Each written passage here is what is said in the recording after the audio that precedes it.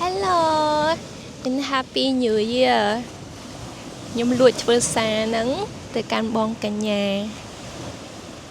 ពួកយើងស្គាល់គ្នាជាងច្រើនឆ្នាំដែរហើយប៉ុន្តែយើងទៅតែជិតស្និទ្ធគ្នាគ្នាខ្លាំងមែនតើនៅក្នុងឆ្នាំហ្នឹងអញ្ចឹងខ្ញុំគិតថាខ្ញុំអត់មានអីច្រើនទេប៉ុន្តែជាកាដូគឺខ្ញុំសម្រេចចិត្តថាខ្ញុំនឹងធ្វើសារវីដេអូជូនទៅកាន់គ្នាយើងម្នាក់ម្នាក់ directly ហើយចេញពីអារម្មណ៍ខ្ញុំផ្ទាល់អត់មានបានត្រៀមអីទេអញ្ចឹងនេះជាសារទៅបងកញ្ញាខ្ញុំគាត់ដែរខ្ញុំសប្បាយចិត្តមែនតើនៅពេលដែលឃើញបងកញ្ញាខុសពីបងកញ្ញាដែលខ្ញុំធ្លាប់ជួបខ្ញុំ respect បងកញ្ញាខ្លាំងនៅពេលការនៅធ្វើការមួយគ្នាបងធ្វើការងារបង very admire full បងធ្វើការ gender ហើយខ្ញុំមើលបងនៅក្នុងលក្ខណៈមួយដែលបងជា senior បងធ្វើការនៅក្នុងវិស័យ gender បងធ្វើការនៅក្នុងវិស័យអភិវឌ្ឍប្រទេសច្រើនឆ្នាំហើយ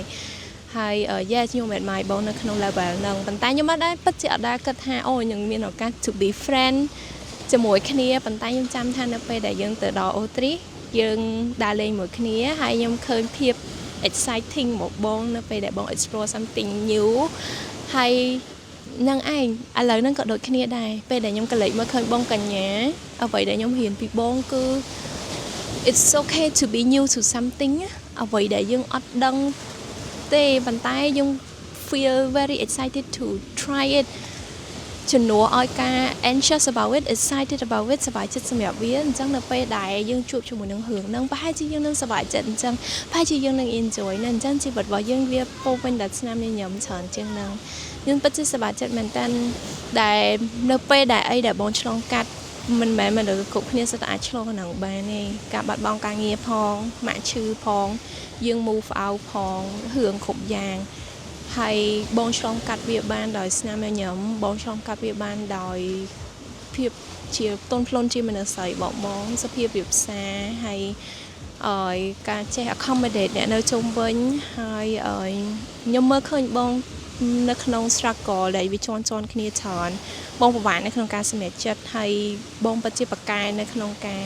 ស្វែងរកជំនួយបង seek help បង seek support ហើយ very gentle នៅក្នុងការនិយាយគ្នាទៅវិញទៅមកហើយអ្វីដែលសំខាន់ទៀតនេះខ្ញុំឃើញបង update ខ្លួនឯងបង